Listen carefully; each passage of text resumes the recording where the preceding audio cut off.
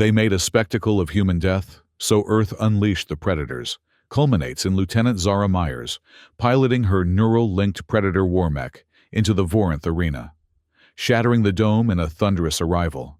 Surrounded by enemy juggernauts, and with prisoners' lives at stake, she makes the ultimate sacrifice, overloading the Predator's core to destroy the arena, choosing justice over treaty constraints, while the AI unexpectedly shields her consciousness from death.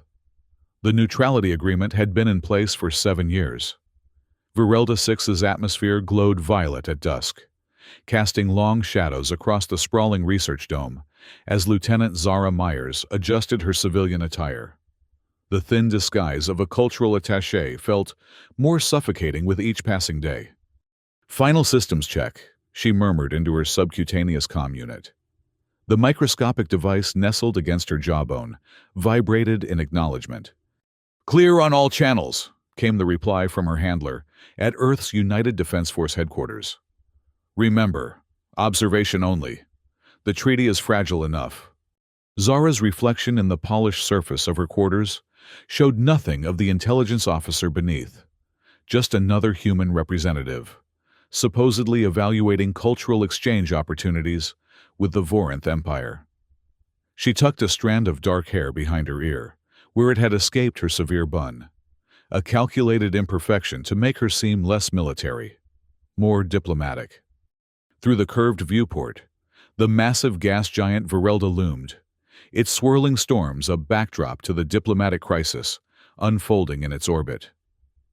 Humans shared this research outpost with 17 other species, including the Vorinth, whose cruisers now eclipse the distant stars with increasing frequency. The neutrality agreement had been Earth's only option after the Ganymede incident.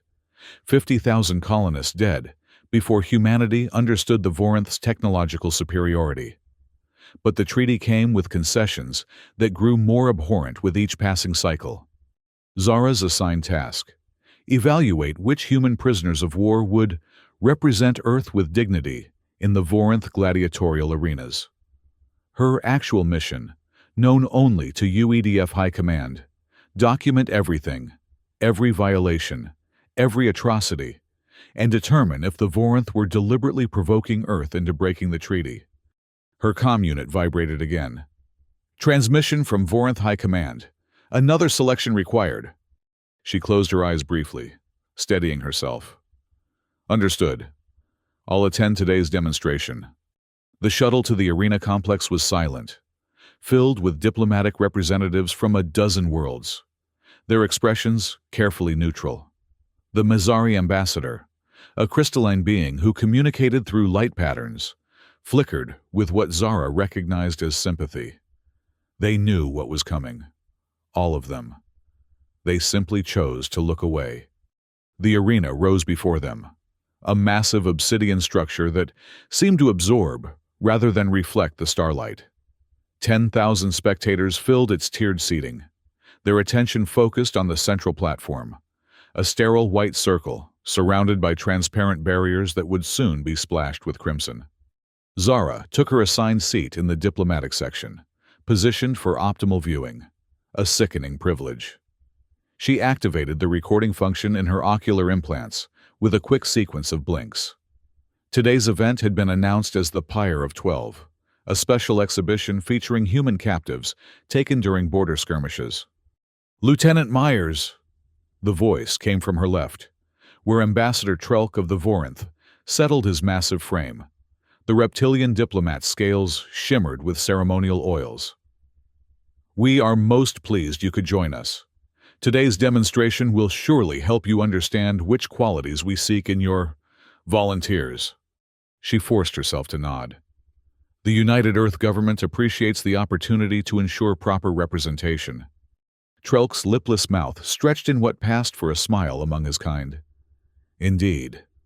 Though I wonder if Earth truly understands the honor we bestow. No other species warriors draw such crowds." The arena lights dimmed, and Zara felt her heart rate accelerate. Her implants would record everything: pulse, respiration, emotional responses, data to be analyzed alongside the visual feed. She had witnessed 7 of these demonstrations in her 6 months on Virelda 6. Each one had been worse than the last. The announcer's voice boomed across the arena in the universal trade language. Esteemed guests, noble houses of the Vorinth Dominion, we present today's testament to the warrior spirit, the Pyre of 12. A circular platform rose from beneath the arena floor. 12 humans stood in a ring, facing outward. Men and women in tattered uniforms, some bearing insignia from Earth colonial defenses, others from merchant vessels. All bore the marks of captivity, too thin, hollow-eyed, but standing proudly despite their chains. Zara recognized one of them, Captain Sarah Donovan of the transport vessel Artemis Dawn. Reported missing 3 months ago after a navigation error took her too close to Vorinth space. The official report claimed all hands lost to a drive core breach. The truth stood before her now. Trelk leaned closer. The female with the scarred face. She has shown particular resilience during preliminary trials. Perhaps she would serve well as Earth's champion in the coming season. Zara's fingers dug into her palms, hidden beneath the ceremonial robes of her false diplomatic position. I'll need to observe her performance today. Of course, Trelk settled back, anticipation evident in his posture. The announcer continued. Today, we honor these warriors with the chance to prove their species' worth against the finest bioengineered combatants of the Dominion. Survival brings glory to their world and consideration for the grand tournament. What went unsaid? No human had survived such trials in the 7 years since the treaty. This was execution, not combat, a spectacle of human death packaged as sporting entertainment and broadcast across the Vorinth Empire. The floor beneath the prisoners' feet began to glow, and 6 massive cylinders rose around them. Inside each, shadowy forms stirred. The bioengineered combatants Zara had come to dread. Genetic monstrosities created specifically to exploit human physiological weaknesses. "Begin!" the command rang out, and the cylinders opened. What emerged made even the hardened Vorinth spectators fall silent for a moment. 6 creatures, each different from the last, a nightmarish blend of Earth predators and alien biological systems. One moved like liquid mercury, but bore the claws and sensory organs of a terrestrial tiger. Another resembled a massive spider, but its limbs ended in what appeared to be human hands. Zara forced herself to watch, to record, even as her stomach churned. The prisoners were released from their restraints and given primitive weapons, a cruel mockery of fairness. Captain Donovan seized a short blade and immediately took a defensive position, calling out to the others, "Back to back! Form a circle!" For a moment, it seemed the prisoners might mount some kind of coordinated defense. Then the creatures attacked. The first fell within 30 seconds, a young man barely out of his teens. His screams cut short as the spider thing enveloped him. The audience roared its approval. Zara's implants recorded it all, including her own physiological responses, elevated heart rate, stress hormones flooding her system, the microscopic tremors in her hands that betrayed her rage. "Magnificent, isn't it?" Trelk's voice dripped with satisfaction. "Your species lacks our physical advantages, yet you compensate with such unexpected tactics. It makes for truly compelling entertainment." 3 more prisoners fell in quick succession. Captain Donovan and a burly colonial marine stood back to back, fending off the Mercury Tiger as it flowed around their defenses. For a brief moment, they seemed to be holding their own. Then the creature split into 2 distinct forms, and the marine went down under a wave of metallic claws. Donovan stood alone now, bleeding from multiple wounds but still fighting. She glanced up toward the diplomatic box, and Zara could have sworn their eyes met across the distance. "A worthy specimen," Trelk commented. "Perhaps—" The captain fell to her knees as the creature struck from behind, but rather than finishing her, it withdrew, circling. The announcer's voice rose in excitement. "The final honor is offered. Who among the noble houses will claim this warrior's last breath? Zara watched in horror as a Vorinth noble rose from the front row, his ceremonial execution blade glinting in the arena lights. This was the true purpose. Not just death, but ritualized humiliation. The final kills were always performed personally, with the victims expected to show gratitude for the honor. Captain Donovan struggled to her feet, blood streaming from a dozen wounds. The noble approached, his blade extended. "Kneel, human, and receive the blessing of a noble death," the announcer translated. Donovan spat blood onto the immaculate arena floor. "Earth does not kneel." The noble gestured, and two arena guards seized her arms, forcing her to her knees. The crowd's roar intensified. Zara's training failed her in that moment. Her carefully constructed facade cracked as she half rose from her seat. Trelk placed a restraining claw on her arm. "Careful, Lieutenant. Diplomatic immunity has its limits." The words confirmed what she had long suspected. The Vorinth knew exactly who and what she was. Her cover was a polite fiction, allowed to continue only because it served their purposes. She sank back into her seat, forcing herself to watch as the noble raised his blade. Captain Donovan looked directly at the diplomatic box again, her expression defiant, even in defeat. "Earth remembers," she said clearly, the arena's acoustics carrying her final words to every spectator. The blade fell. Zara remained motionless as attendants cleared the arena floor, preparing for the next event. The other diplomats were already discussing the spectacle, comparing it to previous exhibitions with the detached interest of theater critics. "You seem troubled, Lieutenant," Trelk observed. "Perhaps you require time to process the cultural significance?" She found her voice somehow. "The United Earth government thanks the Dominion for this educational opportunity. I'll need to consult with my superiors regarding Captain Donovan's performance." "Of course." Trelk's scales rippled with amusement. "There will be another selection required next month. The Grand Tournament approaches, and Earth's current champion has exhausted his entertainment value." Zara rose, keeping her movements deliberate, controlled. "If you'll excuse me." She maintained her diplomatic poise all the way back to her quarters. Only when the door sealed behind her did she allow herself to shake, to breathe in ragged gasps as the full horror of what she'd witnessed washed over her. Her comm unit activated. "Report, Lieutenant." She straightened, professionalism reasserting itself. "Transmission ready. Full sensory package, including confirmation that they're targeting specific military personnel, not random civilians as claimed." "Understood. Standard channels?" "Negative." Zara made a decision that had been building for months. "They're monitoring official communications. Request permission for Black Channel transmission." A pause. "That would violate Section 7 of the Neutrality Agreement." "So does executing POWs for entertainment."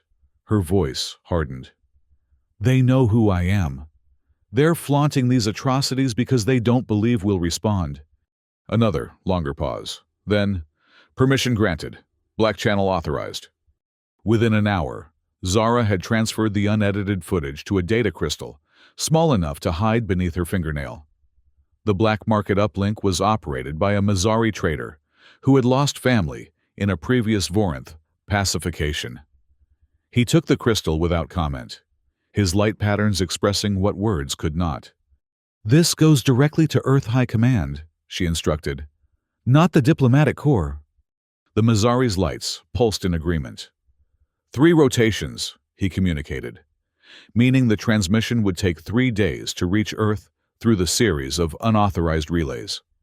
Zara returned to her quarters, knowing she had crossed a line. The treaty specifically prohibited unauthorized communications, a restriction ostensibly meant to prevent espionage, but actually designed to control the flow of information back to Earth. What she had just done could restart the war. But after watching Captain Donovan die on her knees, Zara could no longer pretend that peace at this price was worth maintaining. 3 days later, in the secured command bunker beneath Geneva, Admiral Lucius Kane watched the transmission with growing fury. Beside him, Director Thorne of Earth Intelligence remained expressionless, though the muscle ticking in her jaw betrayed her own anger. "This ends now," Kane said when the recording finished. "I want the fleet mobilized within—" "And trigger a war we're not equipped to win," Thorne interrupted. "The Vorinth outgun us 3-1 in capital ships alone. They're executing our people for sport." Kane's fist came down on the conference table. "What would you have us do? Continue sending strongly worded protests through the Galactic Council?" Thorne's expression remained controlled. "I would have us respond intelligently, not emotionally." She activated the room's holographic display. "Lieutenant Myers has confirmed what we suspected. The Vorinth are deliberately targeting military personnel, hoping to provoke us into breaking the treaty." "They've succeeded," Kane growled. "No." Thorne enlarged a portion of the hologram, showing schematics of a massive mechanical form. "They've miscalculated. They believe our only options are submission or suicidal conventional warfare." Kane studied the schematics, his expression shifting from anger to something more calculating. "Project Predator.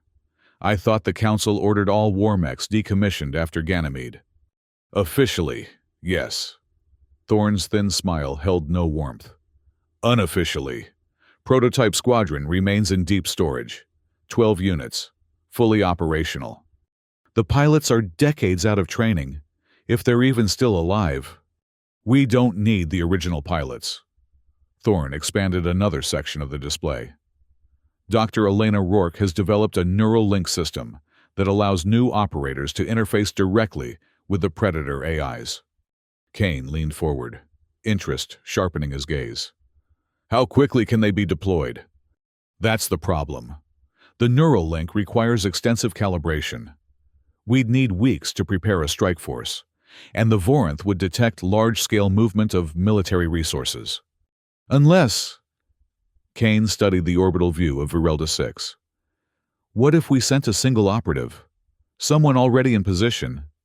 Thorne followed his gaze to Lieutenant Myers' personnel file, still open on the display. "She's intelligence, not a mech pilot. But she's already there, with established cover." Kane highlighted her service record. "And she has the motivation. Look at her emotional telemetry during the execution." Thorne considered this. "One person can't retake an orbital station. They wouldn't need to. Just create enough chaos to extract our people and gather evidence for the Galactic Council." Kane's expression hardened. "The Vorinth have spent 7 years making a spectacle of human death. Perhaps it's time they learned what happens when they push too far." 3 weeks passed on Virelda 6. Zara continued her gruesome duties, documenting atrocities she could do nothing to prevent. Each night, she transmitted her findings through the Black Channel, no longer caring if the Vorinth detected the communications. Something in her had broken during the Pyre of 12. Some final restraint, some last belief in diplomatic solutions. The message from Earth came encoded in a routine supply shipment, a single data crystal hidden inside a standard ration pack. The instructions were brief. Proceed to coordinates in the abandoned section of the research dome. Await contact.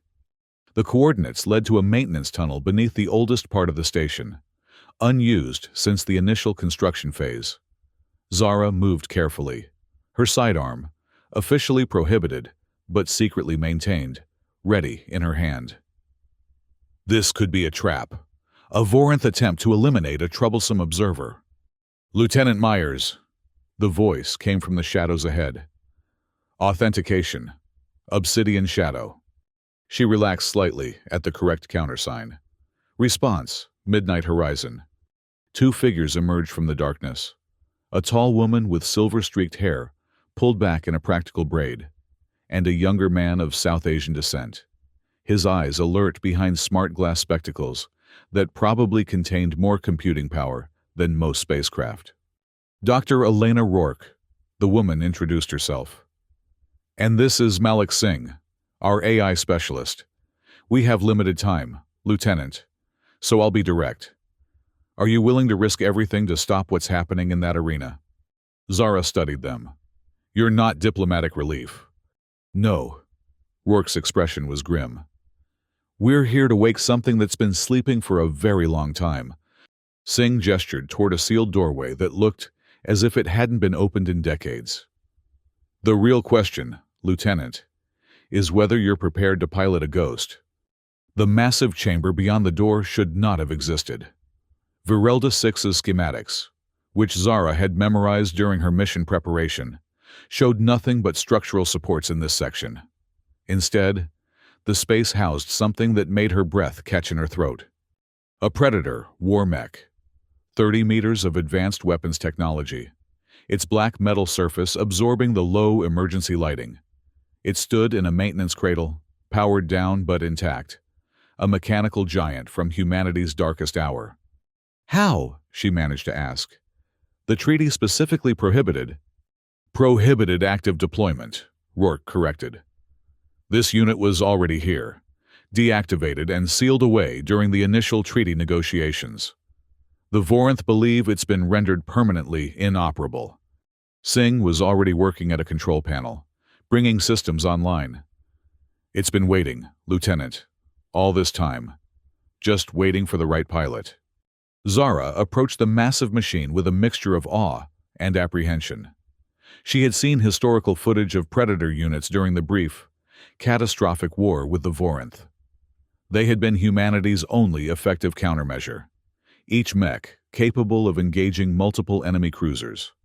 Their adaptive weapon systems able to overcome Vorinth defensive technology. But the price had been horrific. The neural link between pilot and machine had been primitive then, often burning out the human operator's mind after extended combat. The original system required chemical augmentation and resulted in irreversible neural damage, Rourke said, reading Zara's hesitation. My improvements eliminate those risks. The connection is symbiotic now, not parasitic. Zara looked up at the Predator's featureless faceplate, where subtle indentations suggested eyes that weren't there. Why me? I'm not a pilot. I've never even trained on simulator rigs. Because you've seen what needs to be stopped. Rourke placed a hand on the Predator's massive foot, her expression softening briefly. And because the Predators don't just need technical skill, they respond to emotional resonance, to conviction. Singh looked up from his console. Systems are initiating. If we're doing this, we need to begin neural mapping now. Zara took a deep breath. What exactly is the mission? Initially, observation only, Rourke explained. Earth is preparing diplomatic and economic sanctions based on your evidence. This deployment is simply to demonstrate that we have options beyond words. A show of force, Zara translated. Precisely. Admiral Kane believes the Vorinth will back down once they realize their technological advantage has been neutralized. Zara thought of Captain Donovan's final moments, of the 12 humans who had died for entertainment, of countless others whose deaths she had been forced to witness. And if they don't back down? Rourke's eyes met hers steadily. Then you'll have authority to use your own judgment. Lieutenant. The neural mapping process took 5 days. 5 days of lying inside a modified medical scanner, while Singh and Rourke calibrated the interface that would allow Zara's mind to connect with the Predator's artificial intelligence. 5 days of increasingly immersive simulations as her neural patterns were gradually introduced to the war machine's operational systems. The original AI is still intact, Singh explained during one calibration session. These first-generation Predators had rudimentary learning capabilities. This one has been dormant, but its core programming remembers combat against the Vorinth. Will it recognize me as its pilot? Zara asked. Singh's expression grew more serious. That's what we're working to ensure. The neural link is a partnership, not a master-slave relationship. The machine must accept you. On the 6th day, they attempted the first live connection. Zara lay in the pilot cradle that had been installed in the Predator's chest cavity, surrounded by interface nodes that would translate her thoughts into commands.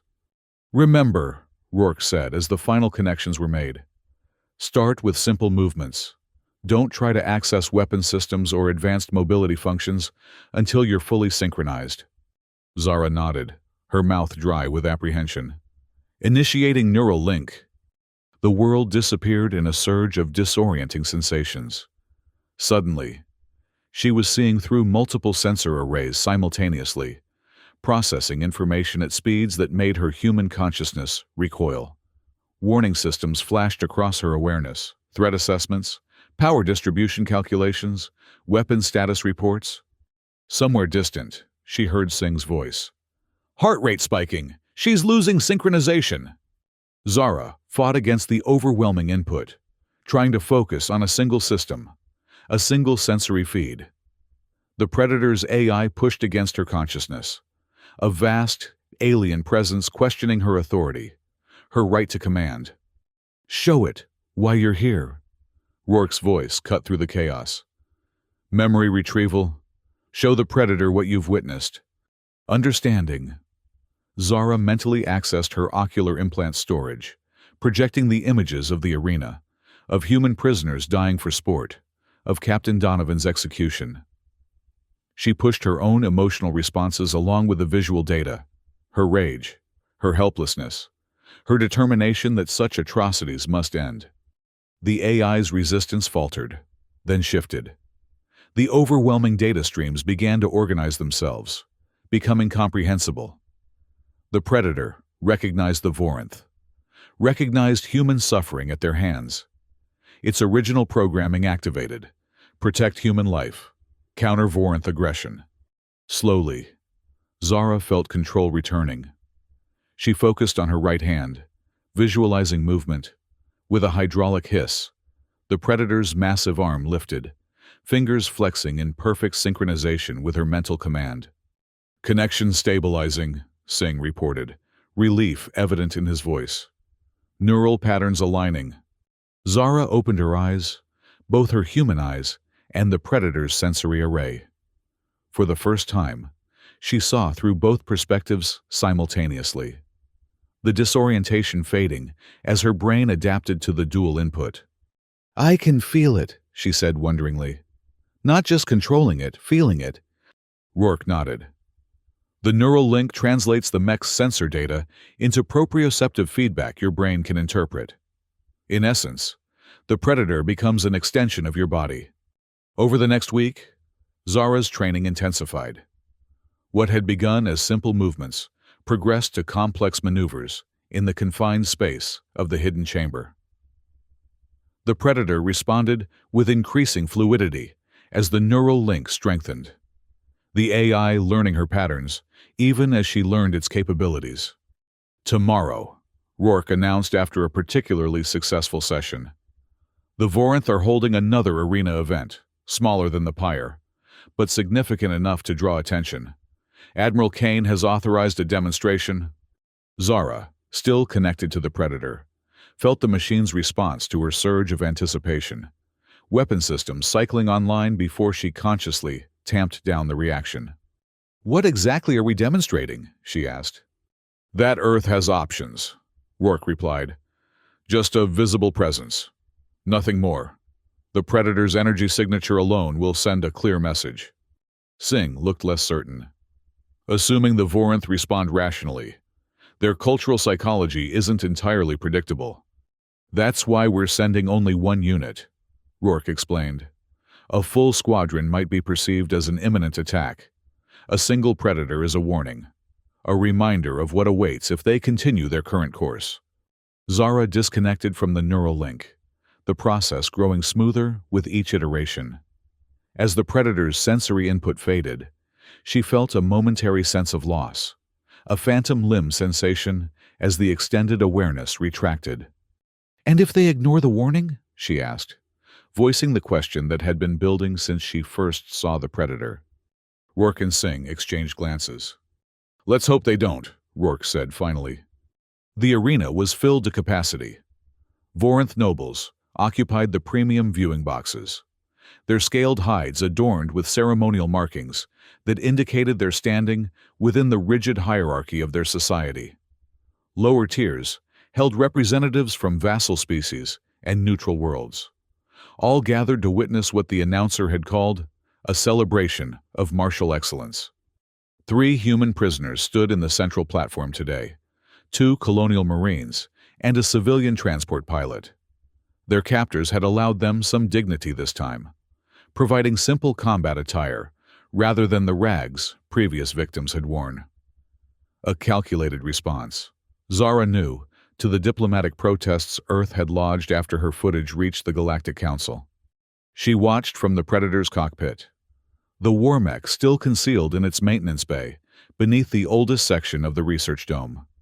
Through her neural link, she accessed the arena's public broadcast feed, observing the preparations for the day's entertainment.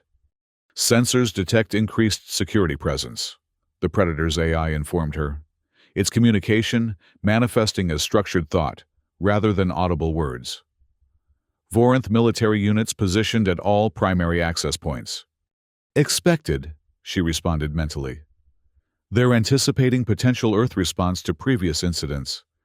Tactical analysis suggests 87% probability of hostile reaction to our emergence.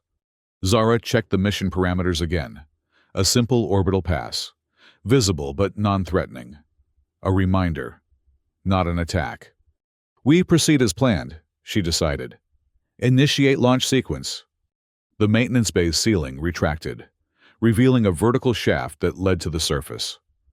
The Predator's systems came fully online, power coursing through circuits that had been dormant for 7 years. Zara felt the machine's eagerness, or perhaps it was her own, reflected back through the neural link. With a single mental command, the Predator rose, thrusters engaging at minimal power to control their ascent through the narrow shaft. Proximity sensors mapped their passage, adjusting trajectory with millimeter precision to avoid contact with the tunnel walls. They emerged onto the surface of Virelda 6's dome, the curved expanse of reinforced transparent material designed to withstand micrometeorite impacts and cosmic radiation. Through it, the gas giant's swirling storms provided a dramatic backdrop as the Predator rose to its full height. Seconds later, alarms began to sound throughout the research station. Emergency broadcasts overrode commercial transmissions, and Zara watched through the arena feed as attendees reacted to the alerts. Attention all personnel, the station's automated system announced. Unauthorized activation of restricted military technology detected. Security protocols engaged. Please remain in designated safe areas until the all-clear is issued. In the arena, the proceedings halted. The 3 human prisoners looked up, confusion evident on their faces. The Vorinth nobles rose from their seats, scales rippling with agitation as security forces moved to surround them. Zara directed the Predator into a controlled leap that carried them from the dome's surface into low orbit. The mech's specialized systems adapted instantly to the vacuum, reconfiguring thrust vectors for zero-gravity maneuvers. They positioned themselves directly above the arena complex, visible to all within. "Broadcast on all frequencies," she commanded. The Predator's communication array activated, projecting a simple message across the dome's surface in glowing letters 30 meters high. No more blood for sport. Through the arena feed, Zara watched the reactions. The human prisoners stared upward, expressions shifting from confusion to desperate hope. The Vorinth nobles conferred urgently with their security details. And, in the diplomatic section, Ambassador Trelk looked directly at the broadcast camera, his reptilian features twisted in what might have been amusement. "Interesting response," he said, his words picked up by the arena's audio systems. "The humans send a single machine to protest our cultural traditions. One might almost admire their restraint, or perhaps it merely highlights their weakness." He gestured to the arena master. "Continue the exhibition.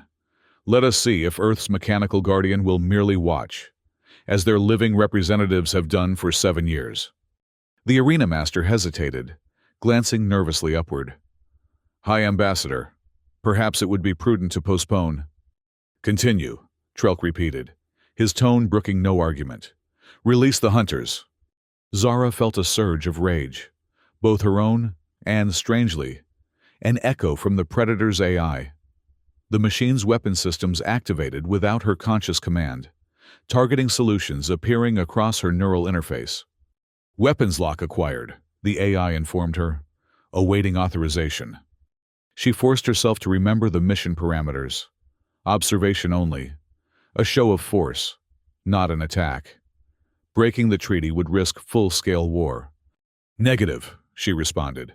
Maintain position. Continue broadcast. Below. The arena's containment cylinders opened. Today's hunters emerged. Bioengineered monstrosities, similar to those Zara had witnessed during the Pyre of 12, but smaller. Perhaps less lethal. A calculated adjustment, she realized. The Voranth were testing boundaries, seeing how far they could push before triggering response. The prisoners were given weapons, primitive blades, as before, but also what appeared to be stunners of some kind. Another concession designed to make the spectacle seem less one-sided while ensuring the same eventual outcome. They're taunting us, Zara transmitted back to Rourke and Singh, who monitored the operation from the hidden chamber. They know exactly what we're doing and why we're here. They're calling our bluff. Rourke's response came after a brief delay. Maintain position, Lieutenant. Admiral Kane is being updated. The Galactic Council representatives are convening an emergency session. The prisoners won't survive an emergency session. Zara watched as the creatures began circling the humans, who had formed a defensive triangle. For 20 agonizing minutes, she observed the uneven combat. The prisoners fought well, better than any previous group, using the provided stunners to temporarily incapacitate one of the smaller hunters. But the outcome was never in doubt. One by one, they began to falter as injuries accumulated. Lieutenant, Singh's voice broke through her growing tension. We're detecting Voranth military vessels breaking orbit from the far side of Virelda 6. 3 light cruisers. Combat configuration. I see them, Zara confirmed, the Predator's sensors tracking the approaching ships. They're moving to intercept. Rourke's voice held controlled urgency. Mission parameters updated, Lieutenant. Return to base immediately. This demonstration has served its purpose. Below, one of the Marines fell, a bioengineered hunter's claws tearing through his defenses. The remaining prisoners backed toward each other, their movements slowing as exhaustion and blood loss took their toll. Zara made her decision. Negative. Mission parameters insufficient to current situation. Lieutenant Myers, Rourke's voice sharpened. This is a direct order. Return to base. Earth cannot afford open conflict at this time. The second Marine went down. The remaining prisoner, the civilian pilot, stood alone now. Her stunner's charge depleted, armed only with the ceremonial blade that had never been intended as an actual weapon. Ambassador Trelk rose from his seat, preparing to enter the arena for the ritual execution. Earth has been in open conflict for 7 years, Zara responded. We just haven't been fighting back. She cut the communication link and directed the Predator into a diving trajectory toward the arena dome. The massive war machine plummeted from orbit, heat shields engaging automatically as they hit atmosphere. Warning systems flashed across her neural interface. Optimal approach vectors, structural weak points in the dome, calculated civilian casualties. Zara ignored them all, focusing instead on a precision insertion. The Predator's arms reconfigured, outer plating shifting to form aerodynamic stabilizers that guided their descent directly toward the arena's central platform. They hit the dome at reduced velocity, the reinforced material designed to withstand micrometeorites, but not 30 meters of advanced war technology, moving with purpose. The transparent barrier shattered, fragments cascading outward as the Predator dropped into the arena itself. They landed in a combat crouch, the impact cratering the floor. Around them, panicked spectators fled in all directions. The bioengineered hunters turned from their prey, instinctively recognizing a greater threat. Ambassador Trelk froze on the edge of the arena floor, his ceremonial execution blade half raised. "This," he said, voice carrying despite the chaos, "is an act of war." The Predator rose to its full height, systems fully online for the first time in 7 years. Through the neural link, Zara felt the machine's response to active combat conditions, weapon arrays cycling, tactical analyses processing, targeting systems locking onto the nearest threats. "No," she said, the Predator's external speakers projecting her voice across the now silent arena. "This is an act of justice." The hunters attacked first, driven by instinct and genetic programming. The Predator met them with mechanical precision, massive arms sweeping aside creatures that had torn through human defenses with ease. 2 were crushed instantly. A third leaped for the war mech's sensory array, only to be vaporized mid-air by a point defense pulse. Vorinth security forces entered the arena, their energy weapons powering up with a distinctive high-pitched whine. Zara redirected the Predator's attention, deploying countermeasures that absorbed the first volley of energy bolts without damage. "Civilian extraction priority alpha," she instructed the AI, designating the wounded prisoners as primary objectives. The Predator moved with surprising grace for its size, positioning its massive frame between the humans and the approaching Vorinth forces. A compartment in its chest plate opened, deploying a field effect barrier that expanded to create a protected zone around the survivors. "Stay within the barrier," Zara instructed them through the external speakers. "Prepare for emergency evacuation." Ambassador Trelk backed away, his security detail closing ranks around him. "You cannot leave this station," he warned. "The defense grid will destroy any unauthorized vessel attempting to break orbit." "Who said anything about leaving?" Zara directed the Predator to advance, each thunderous step causing the arena floor to crack beneath its weight. The Vorinth forces opened fire in earnest now, energy weapons joined by more conventional projectiles that bounced harmlessly off the war mech's adaptive armor. The Predator responded with precisely calibrated return fire, disabling weapons and mobility without causing fatal injuries. This was not extermination. This was demonstration. Through her neural interface, Zara accessed the station's communication systems, broadcasting on all frequencies. "Attention Virelda 6. This is Lieutenant Zara Myers, United Earth Defense Force. I am executing an emergency intervention under Galactic Charter Article 7, which authorizes use of force to prevent ongoing atrocities." She paused, letting the declaration register with the station's civilian population and, more importantly, with the Galactic Council observers who would be monitoring all transmissions. "For 7 years, the Vorinth Empire has violated the neutrality agreement by executing human prisoners of war in arena combat. Earth has exhausted all diplomatic and legal remedies. This limited military action is intended solely to secure the release of illegally held prisoners and to prevent further loss of life." Ambassador Trelk's response came immediately, his own broadcast overriding hers. "This unprovoked attack constitutes a treaty violation of the highest order. The Vorinth Empire will respond with appropriate force." As if on cue, the station shuddered as something massive docked with its military section. Zara's sensors registered the arrival of a Vorinth battlecruiser, its weapon systems powering up. "Lieutenant!" Rourke's voice broke through the communications blackout. "Vorinth reinforcements have arrived. You need to extract immediately." "Negative." Zara assessed the tactical situation through the Predator's advanced systems. "There are still prisoners in the holding cells beneath the arena. I'm not leaving without them." The arena floor trembled as heavy footsteps approached from the access tunnels. Vorinth combat mechs, smaller than the Predator but designed specifically to counter Earth's war machines, emerged from the shadows. 6 of them, moving with the characteristic precision of AI control rather than piloted systems.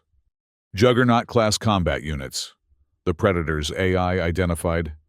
"Threat assessment, severe. Recommendation, strategic withdrawal." Zara considered her options.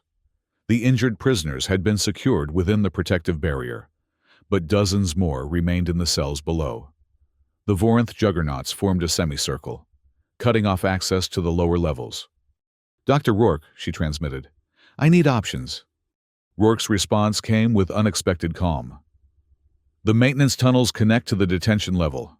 Singh is already en route with a medical team, but you need to create a diversion, something significant enough to draw attention away from the subsurface access points." The Predator's sensors detected movement from the docked Vorinth cruiser, troops deploying, heavy weapons being positioned. Time was running out. "Understood." Zara redirected power to the Predator's offensive systems. "I'll give them something they can't ignore." The war mech's chest plate reconfigured, revealing a weapon that had been specifically prohibited under the neutrality agreement. A high-energy focusing array capable of penetrating Vorinth energy shields.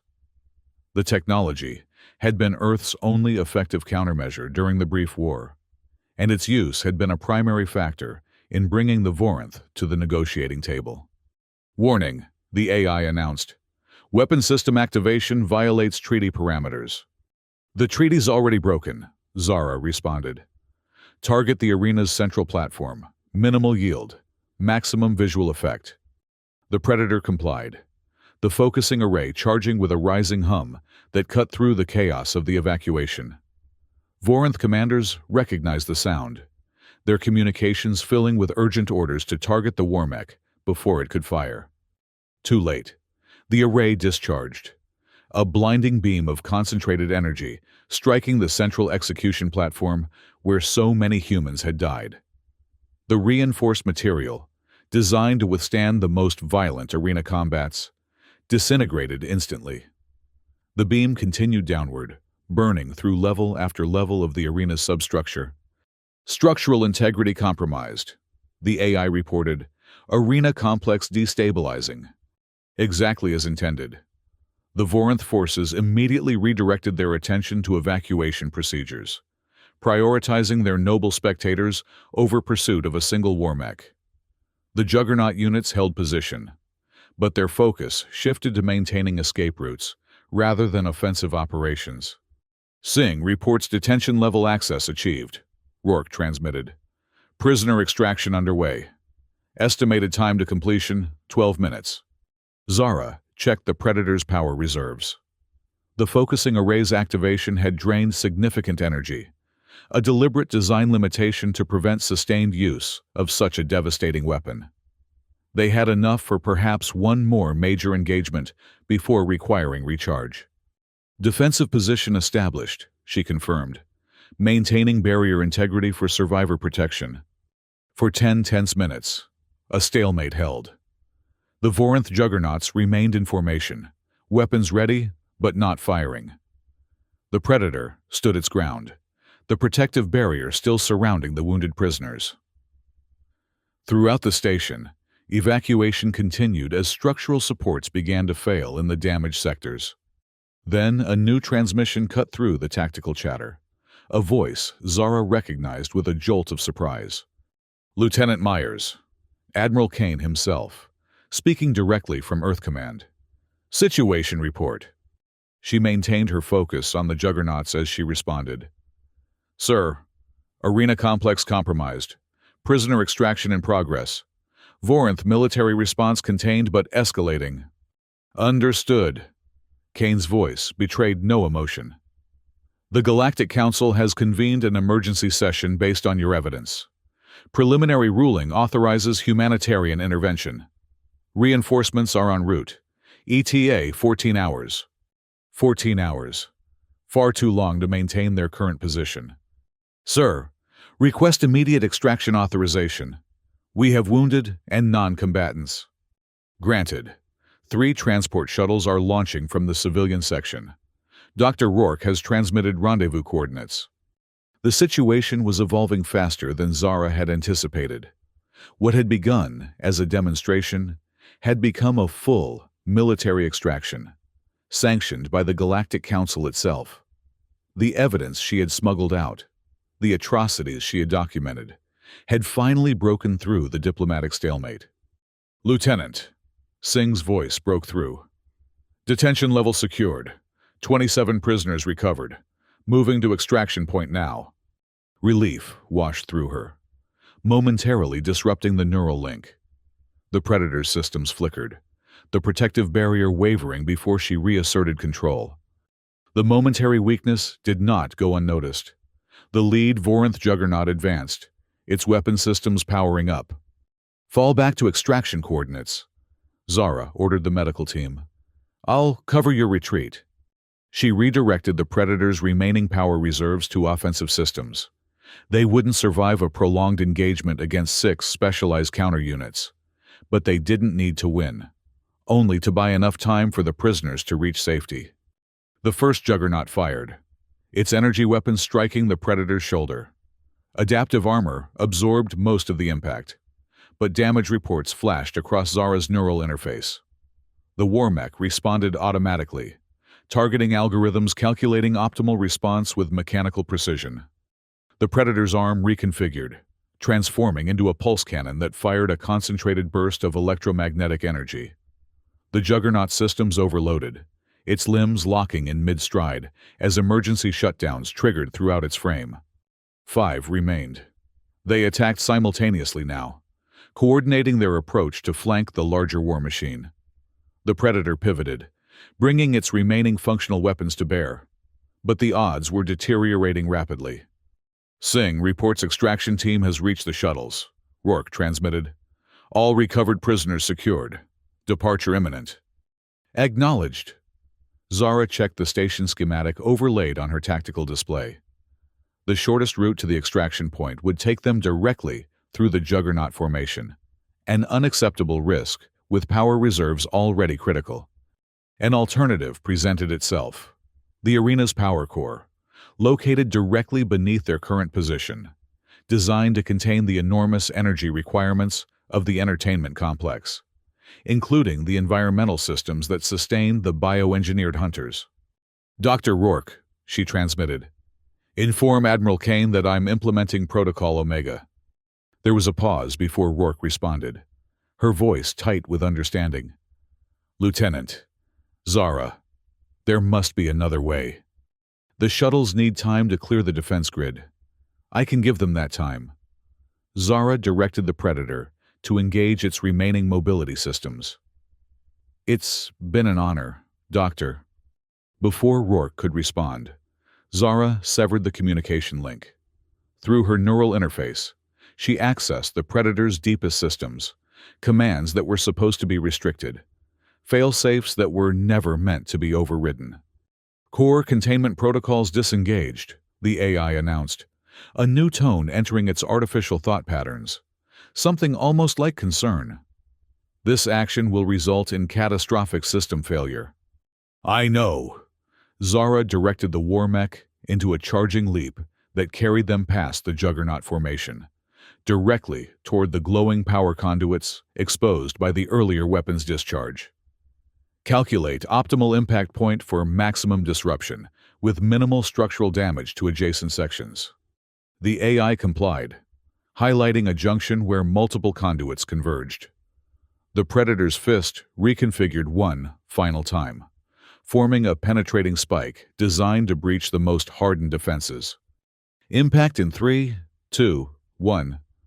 The world exploded in blinding light as the Predator's arm punched through the reinforced shielding, directly into the arena's power core. Overload warnings cascaded across Zara's consciousness faster than she could process them. Through the neural link, she felt the war mech systems failing, circuit pathways melting, armor plating buckling under the sudden energy surge. And beneath it all, something unexpected, the AI itself, protecting her consciousness from the worst of the feedback, containing the lethal surge that should have flowed through the neural link into her brain. The last thing she saw before the emergency disconnection protocols activated was the Vorinth juggernauts retreating, their mechanical forms silhouetted against the expanding wave of energy that consumed the arena floor. Then darkness. Awareness returned slowly, filtered through layers of pain and disorientation. Zara heard voices before she could open her eyes. unfamiliar medical terminology, urgent instructions, the hum of diagnostic equipment. Neural pathways stabilizing, someone reported. Synchronization patterns dissipating without permanent damage. She managed to open her eyes, wincing at the harsh medical lighting. A face came into focus above her, Dr. Elena Rourke, her expression a mixture of relief and lingering concern. "Welcome back, Lieutenant," Rourke said quietly. "You've been unconscious for 3 days." Zara tried to speak, found her throat too dry, accepted the water Rourke offered before trying again. "The prisoners, all safely evacuated. The Galactic Council has placed them under protective custody, pending formal hearings." Memory returned in fragments, the arena, the Predator, the desperate final gambit. The station, structurally intact, though the arena complex is no longer functional. A hint of satisfaction crossed Rourke's features. The power core overload was contained to the entertainment sections. Civilian areas were unaffected. Zara attempted to sit up, only to discover that her body felt strangely distant, unresponsive. "What's wrong with me?" "Neural shock from emergency disconnection," Rourke explained. "The Predator's AI implemented protection protocols we didn't even know existed. Without them, the feedback would have been fatal." She adjusted something on the medical equipment beside the bed. "The effects are temporary. You should regain full function within a week." "The Predator?" Rourke's expression grew more somber. "Destroyed. The core overload melted it down to its structural frame. There was nothing left to salvage." An unexpected sense of loss washed over Zara. The machine had been more than equipment, more than a weapon. Through the neural link, it had become an extension of herself, a partner in the mission she had undertaken. "It saved my life," she said quietly. "The AI, it contained the surge that should have killed me." "Yes." Rourke studied her with renewed interest. "The technical teams are still analyzing the data, but it appears the AI made a conscious choice to sacrifice itself to preserve your neural patterns. That level of adaptation wasn't part of its original programming." Before Zara could process this, the medical bay's door slid open. Admiral Kane entered, accompanied by a severe-looking woman she recognized as Director Thorne of Earth Intelligence. "Lieutenant Myers." Kane's gruff voice conveyed more emotion than his formal stance suggested. "Good to see you conscious. Your actions at Virelda 6 have changed the strategic landscape considerably." Zara attempted to salute, managed only a weak gesture that Kane acknowledged with a nod of understanding. "Sir, the Vorinth response?" "Exactly as we anticipated, once faced with decisive action." Kane's satisfaction was evident. "They've withdrawn to their recognized borders and agreed to Galactic Council mediation. The public broadcast of their arena activities has damaged their standing significantly among neutral worlds." Director Thorne stepped forward. "The evidence you gathered has been presented to the Council Tribunal. Combined with the prisoner testimonies, it constitutes the most comprehensive case of treaty violations ever documented." "And the war?" Zara asked the question that had driven her actions from the beginning. The fear that by intervening, she might have restarted the conflict that had nearly destroyed Earth 7 years ago. "There will be no war," Kane assured her. "The Vorinth miscalculated. They believed our restraint was weakness, that we lacked either the means or the will to oppose their atrocities." His expression hardened. "You proved otherwise." "The Predator project," Zara looked to Rourke, who shook her head slightly. "Officially remains decommissioned," Thorne said smoothly. "The unit deployed at Virelda 6 was a unique prototype, never replicated. That's the official position, and we're all clear on it." Her tone made it obvious this was the public story, not the reality. Kane checked the time display on his uniform cuff. "The council representatives will want to debrief you once the medical team clears you. Your first-hand account will be critical to the reparations proceedings." Zara nodded, already feeling exhaustion pulling at her consciousness again. "The prisoners, the survivors. What happens to them now? They go home, Kane said simply. All of them. The Council has ordered the release of every human captive held in Vorinth territory. He paused, something like pride crossing his weathered features. You did good, Lieutenant. Earth remembers its own. The words echoed those of Captain Donovan in her final moments of defiance. Earth remembers. Perhaps, Zara thought, as she drifted back toward sleep. Remembering was the first step toward justice.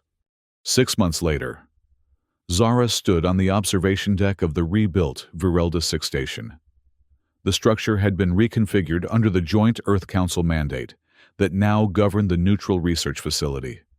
Where the arena had once dominated the landscape, a memorial garden now stretched beneath the dome's transparent ceiling, illuminated by the gas giant's reflected light. Her injuries had healed, though occasional neural tremors still reminded her of the Predator's sacrifice.